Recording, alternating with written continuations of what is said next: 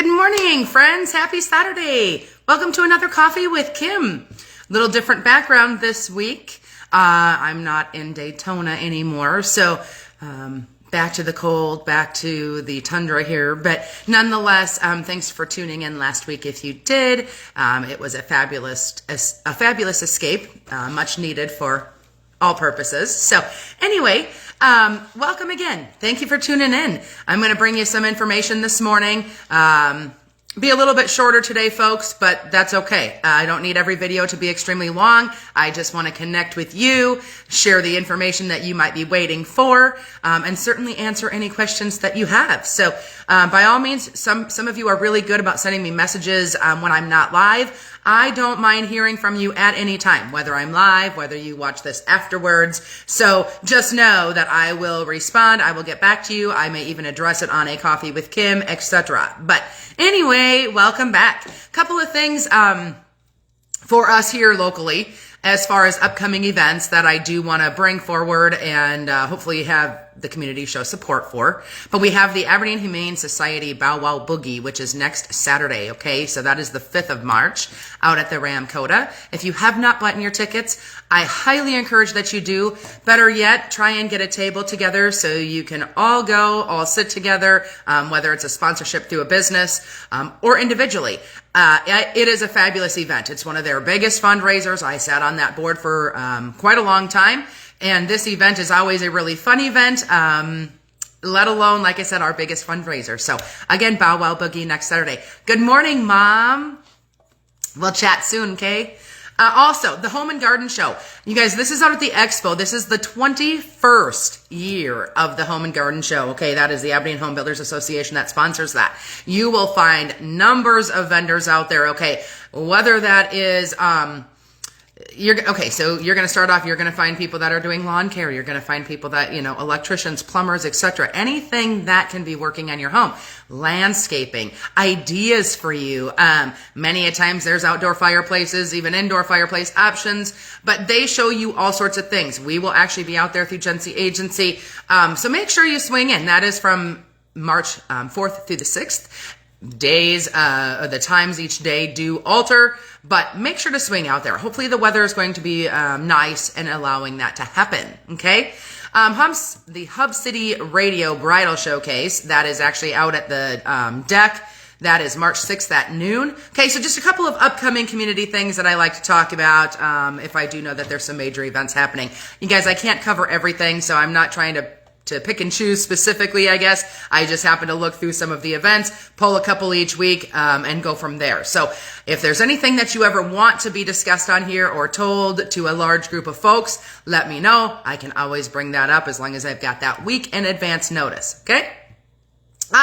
Folks, for rates, they're about the same again. 3.3 to that 4.1, slight upticks each week. We knew that was bound to happen. We don't see that going away anytime soon. So if you are thinking about buying a home, now is the time. Your buying power is that much more than it may be in 6, 10, 12 months from now, okay? As far as the Mls Market Data, we had 12 new, 7 that were pending, 5 that were closed for a total of 92. So a lot of that, though, is going to be... like I said, I don't include multifamily, I don't include lots, etc. And so this number is fluctuating a little bit, but we are between all the residential and the commercial builds, okay? So that's where I pull those numbers from. Otherwise, we'd be much higher because we have a ton of lots here in Aberdeen. So that's another topic off charts a little bit. But if you're thinking about building or you've got other plans down the road, right now we have a lot of lots available. So reach out about that, okay? So today I'm just going to go over a couple of buyer must-haves in this crazy market, okay? This goes on for buyers almost in any market, folks, but I can't tell you how important it is now when you're still in competition for the homes that are showing onto the MLS, okay? So it's extremely imperative if you want to stand an opportunity or stand a chance in this competitive market that you are pre-approved. I guess at this point, That is a standard, no matter what type of market we're in, no matter where you are in, wherever you live. Being pre-approved as a buyer is imperative. Most agents won't even work with you if you are not pre-approved, because part of our license indicates that we will work with ready, able, and willing buyers, okay? So we don't want to be sending somebody out of their home to bring somebody through that property that may not even qualify to buy it. So again, I feel like this is beating repeatedly, I guess, when I talk, but being pre-approved is really not an option, okay? So get it. If you're looking to buy, get that pre-approval. You don't know where to start? Let me know. I'll send you in the right direction, okay? While you're doing that, whether you're a first-time home buyer, whether you're a repeat buyer, make a list of the things that are must-haves for you that you cannot get away with, okay, or get away from. For instance, maybe you must have 5 bedrooms. Maybe you have to have at least 2.5 baths. Maybe a fenced yard is imperative for your functioning of your family, okay? Maybe having a ranch-style home is important to you and your family. So what I mean by your must-haves is there's some things always that can be negotiable, as far as looks or cosmetics in a home. But your must-haves are the things that you and your immediate family, whether that is an entire family or yourself, whatever your living situation, make sure you know exactly what you have to make that function. Okay. Then I would have a separate list of wants. That might be, well, you know what? I don't have to have that fenced in yard, but I want it. I don't have to have that big walk-in closet or that big master shower, but I want it, okay? And the reason that I like to have a list of wants and needs is because many a times people put those wants as needs. And as we start searching for that home, when we're looking through properties, especially when it's limited inventory, buyers are having to make some exceptions to what they thought maybe they would in a more abundant market, okay? So you may have to be flexible on what you say in your head as well, and in the conversations being had, based off what is available not only here in my market, but maybe you're living somewhere else, and, maybe you're living somewhere else, and, the whole situation is different there too. So either way, guys, have your must-haves and your wants. Sometimes they join, sometimes they don't, but be a little bit flexible, okay? Also, as a buyer in today's market, please try and be as flexible as you can as far as showing times, and also your stance going into any offer. If you get to where you're ready to write that offer, make sure you go in as strong as you can, okay? Doesn't necessarily have to be way above asking price, but as an agent working with buyers, you've got to present the strongest offer possible in this market with the competition that still exists, okay? I wanted to kind of go over, good morning, Karen. Hopefully you're doing well. I wanted to just go over, if you're watching my Facebook page, I do quite a bit of interactive things, making sure I relate to you guys. Hey, this or that.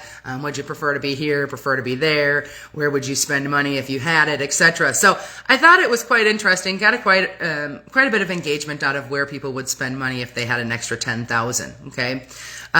In today's world, that doesn't seem like an awful lot when it comes to doing remodels and repairs on your home.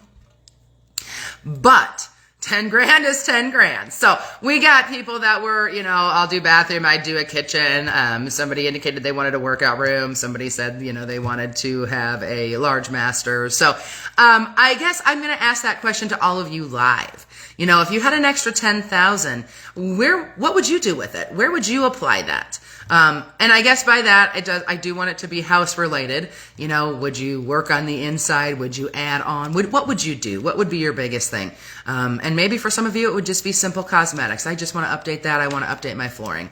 And others of you may take it to the extreme. And like I said, we know that that's not going to get you very far, but 10 grand can be a nice upgrade to many things depending on where you spend it. And the reason I bring this up, folks, is it is imperative that before you start spending money like that, if you had it, that you contact an agent to make sure that you're spending your money in the best place possible. Okay. Many a times we walk into homes and people will say, well, geez, I spent X amount of money here, X amount of money there. I did this, I did that. The unfortunate thing is, folks, we can't always guarantee that money back, especially dollar for dollar. Okay, so we're here to tell you that if you've got this little package or overabundance of money that just needs to be spent, there are better places to do so. So before you just go out and start blowing money, reach out to somebody who's going to direct you in the best way possible to get the biggest money back and biggest bang for your buck. Okay? And Karen, yes, cooking and baking, my goodness, if I could, I'd be over at your place all the time. I've been a recipient of that, and it is fabulous. So if I can help you out with getting that larger kitchen, then I can come take advantage of it, right? So anyway, folks, like I said, think about that just a little bit. Have a little bit of fun with it. Open up the minds. Think about what you could do. And with that being said, that may be a plan that you set and establish for moving forward, whether it's for this year yet, 2022, maybe even 2023. Like anything, folks, being a homeowner requires some planning, some goal setting. There is always something to be done inside of your home or on the exterior of your home.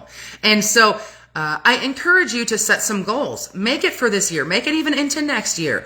What are the biggest things you want to tackle on your property? Without some kind of a goal or some kind of intention, folks, time is going to pass and pass and pass. And that is where we start walking into these homes that have never been updated. And if they have, it's been years.